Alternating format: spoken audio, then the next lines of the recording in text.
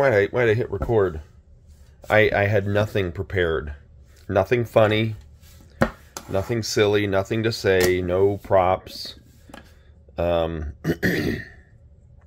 this in Japan. Or my daughter did. It was a... What do they call it? Gotcha? The little ball things that you put the...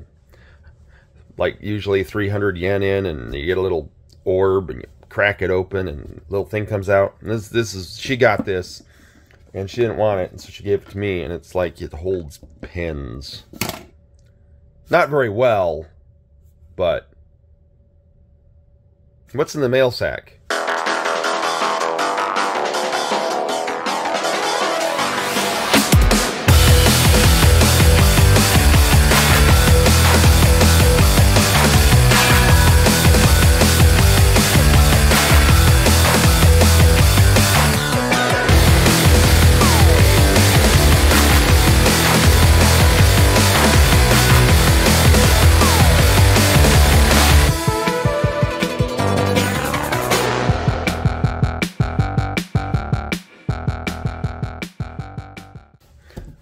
Alrighty, it is Saturday, the 13th.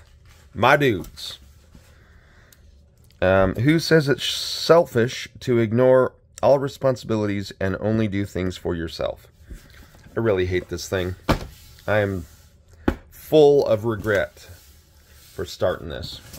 And like I said, I think I said this before, I don't think there's enough paper for the whole year. I think I'm going to run out. I don't know what this fucking calendar is supposed to be. One package, limited run games.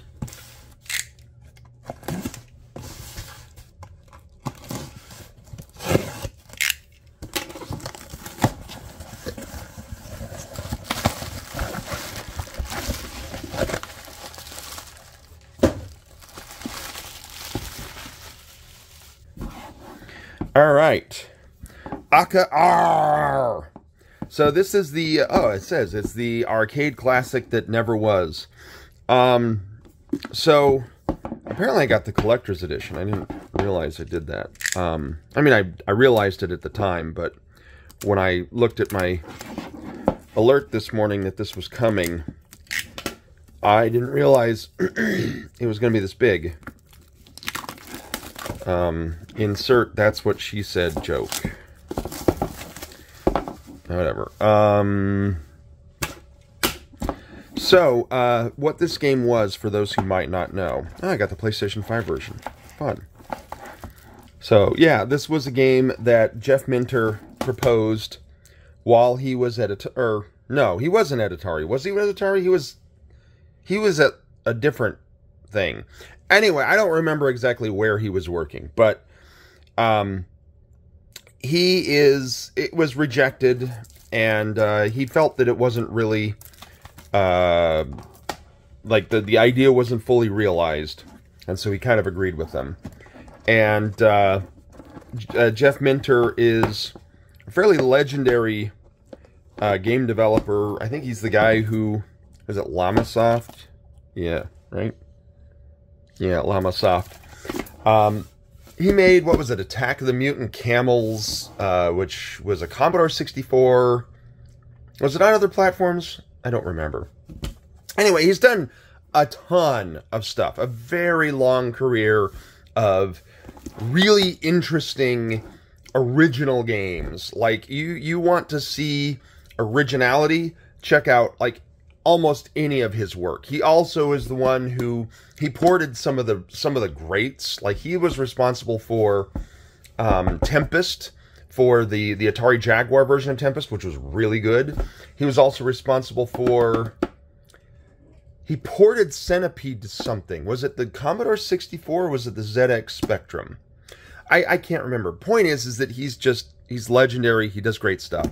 And when Atari came to him, when Atari became a company again that was making games, they gave him the opportunity to, like, take something from the back catalog and modernize it. And he picked this game that he never finished from the 80s, the Aka R, and remade it and modernized it. And that's what this is.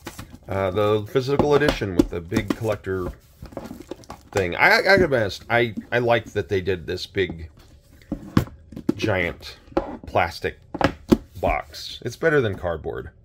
I mean, it's not. It's like worse for the environment, but from a collectible standpoint, this is a lot easier to maintain than cardboard. Anyway, I've rambled on enough. Saturday, my dudes.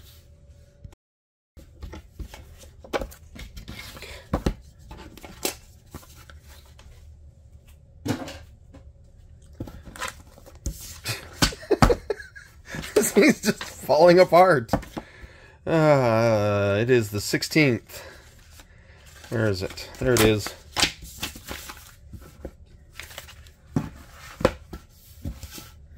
Tuesday, my dudes. April 16th. Always tell others what you need from them. For example, go to hell. Yeah, I need a lot of people to go to hell lately. Just a lot. Just a lot of people. Alright, 2 packages.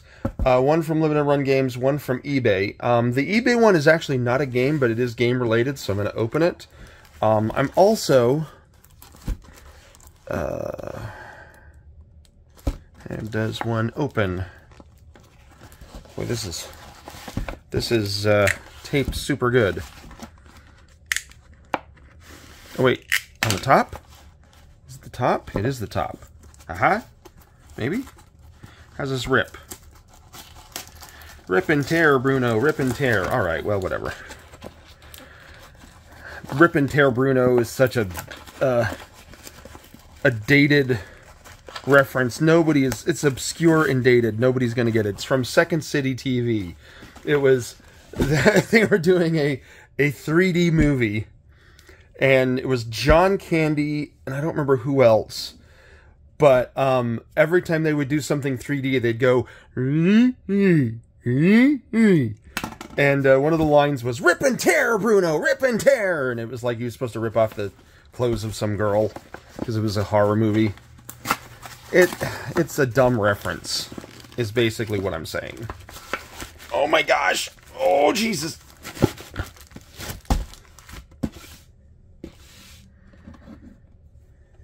So these are game protective cases, and I get a lot of these.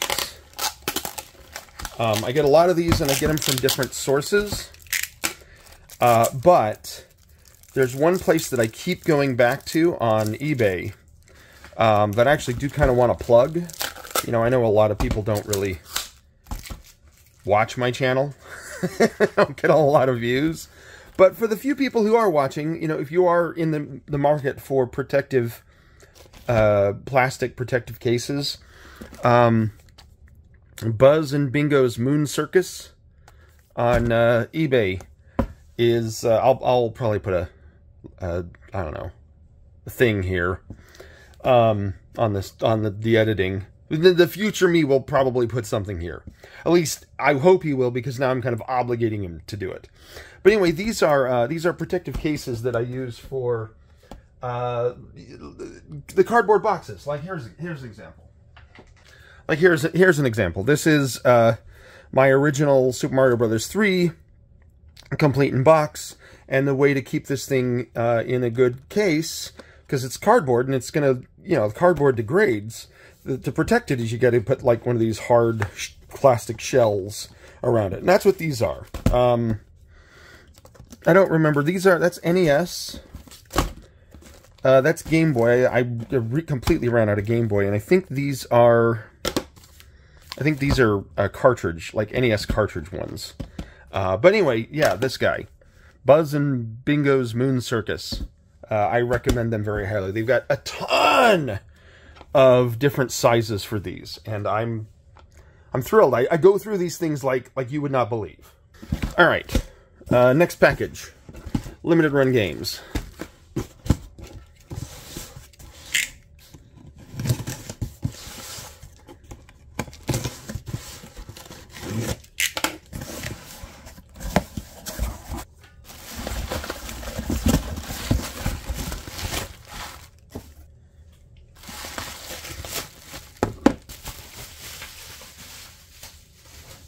All right, this is a Switch game. It's Death Wish Enforcers.